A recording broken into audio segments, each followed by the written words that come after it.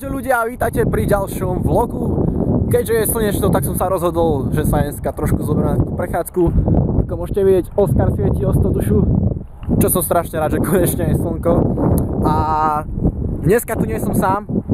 Tento vlog bude taký dvojitý, pretože tu mám s sebou kamoša štvornového. Volá sa Punťo, nesmiejte sa, ale naozaj sa volá ten pes Punťo, ale nie ako to auto, že Punto, ale Punťo, hej. Punťo! Punťo! Poď sem! Poď sem ty pašak. No, ako vidíte, kamery sa hanbí, je to jeho prvý vlog, takže ani o tom nevie, že točí vlog. A keďže zajtra sú maturity, tak som sa rozhodol, že si spravím takú poslednú prechádzku pred dňom D. Taká zelená míľa. Ten pes ma úplne ignoruje. Oh, cenzura.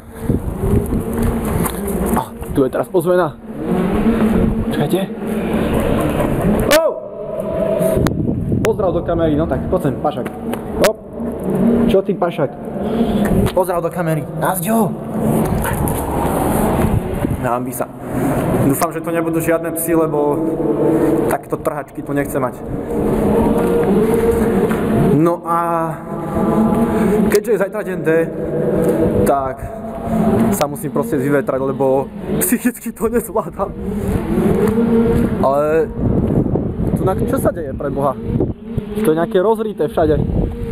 Obísť, pretože tam rúbali konáre a vôbec nič by ste nepočuli.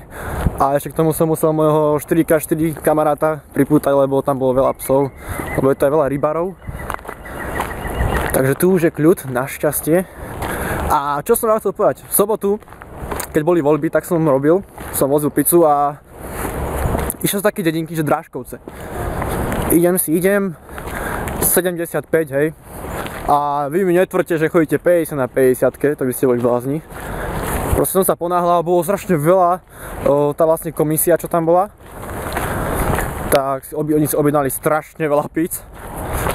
Idem, 75 a zrazu vidím za odbočkou policajtov. Oni stáli vzadu a ja som ešte pred nimi odbačoval doľava.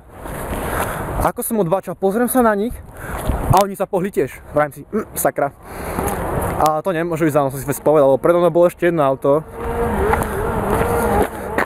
To musíte teraz rúbať, keď ja točím vlog. Sakra. Tak naschvál. Prečo nie? A išli za mnou, predo mnou ešte auto. Zatiaľ nič, hej. Som sa dal do pozoru, ruky za 10-12, kamer na tvár. Takto som išiel. Zrazu majaky, vrajím si, sakra. Lebo predo mnou stále bolo to auto. Auto odbočilo. Ja som šiel stále rovno, som sa pozeral do späťaku, či policajti odbočia tiež. Nie, šli za mnou. Tak som to odstavil. A už to bolo. Dobrý deň, pán vodič, predložte doklady. Nevedel som ich nájsť, pretože som nikdy v tom aute ešte doklady nevyberal. Ale som všade možne, úplne mega všade možne. Lebo som ich našiel. A vraj mi, viete koľko ste šiel? A že, neviem. No, 75, pán vodič. A že to máte za 200 €, máte pri sebe hotovosť 200 €. Pozrel som sa fest na ňo. Vravím, ale ja som študent. Ako tá taktika je úplne najlepšia, stará dobrá taktika, ktorá vždy zabere. Ja som študent, ja nemám. No a dal mi, že dám na výber 2 návrhy, ako môžeme túto situáciu vyriešiť. Vrajím si, fajnovo. Prvý návrh. Dal som fest psi oči na neho. Vrajím, pán policajt, sľubujem, že to už nikdy nespravím. Policajt za fest pozrel na mňa a vraví, no, tak jeden návrh si už prečerpal, už máš iba jeden. Vrajím si, fajnovo. A druhý návrh som vravel, že no viete, ja nemám pri sebe hotovosť 200 €, však ja som youtuber, odkiaľ by som mal peniaze. Nakoniec to zjednali za 40 a bolo to v pohode. Ale najhoršie na tom, to hlavné, keď mi podával moje doklady s občianským, tak ja som ho mal tak v rohu, tak nadhryznutý. Ako mi ho podal, tak sa mi úplne zlomil. Prajem si, fuck. Útorok maturujem a zlomený občiansky. Tak som išiel na úrad a tam to trvá do 30 dní, vám ho spravia. A dali mi zatiaľ proste A4, kde sú moje údaje. A som zvedavý, ako to bude vyzerať proste. V útorok tam prídem, to zajtra. Všetci odovzdajú fest občianske. A ja tam pasnem ty kokos A4 zloženú, čo mám na 800 krát v peňaženke. To tam vytasím, nejaké auto zase. To tam vytasím a to nechce vedieť, čo mi povedia. Dúfam, že to nebude až tak vadiť. No a ešte som vám chcel povedať, prečo tak dlho neboli videá. Sakra, už ma bolí ruka, si povedme takto. Prečo už dlho neboli videá? Pretože málo kedy som teraz sám doma a ja proste, ja keď točím, tak ja a niekoho mám doma, lebo bývam ešte s babkou, ona je rovno vedľa v izbe a proste keď sú všetci doma a ja točím, som sám v tej izbe, natáčam sám, ale ja sa proste nedokážem tak uvoľniť.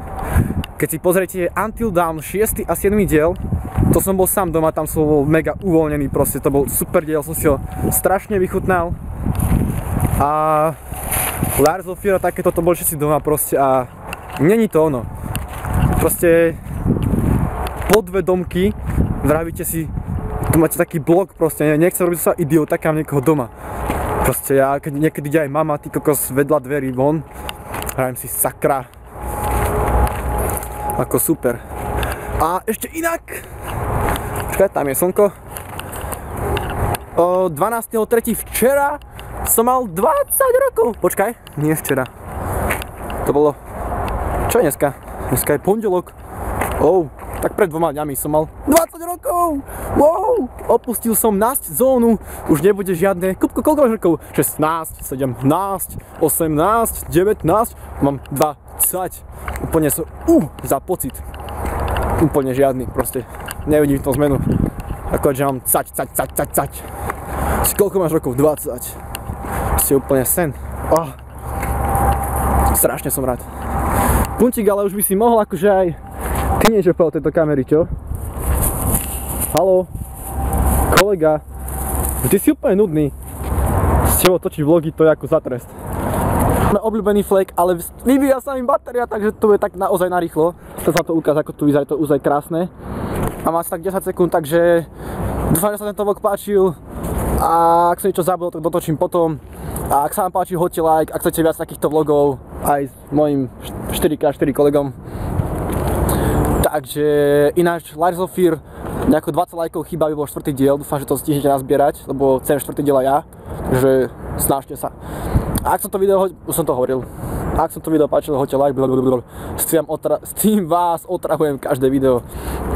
OK, takže to je všetko z môjho vlogu druhého, dúfam, že sa vidíme pri ďalšom vlogu, takže majte sa, nazďo.